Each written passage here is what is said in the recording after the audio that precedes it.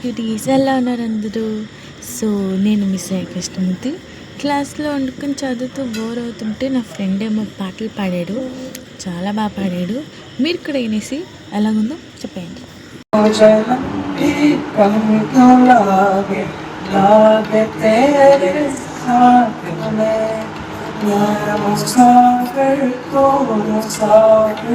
इस मोहब्बत के सफर में तू अकेले रोए मिलके दोनों रब के घर में साथ तेरे ना सफर वो सफर नहीं लगता तू है तो दिल धड़कता है तू है तो सांस आती है को घर घर नहीं लगता तू है तो डर नहीं लगता.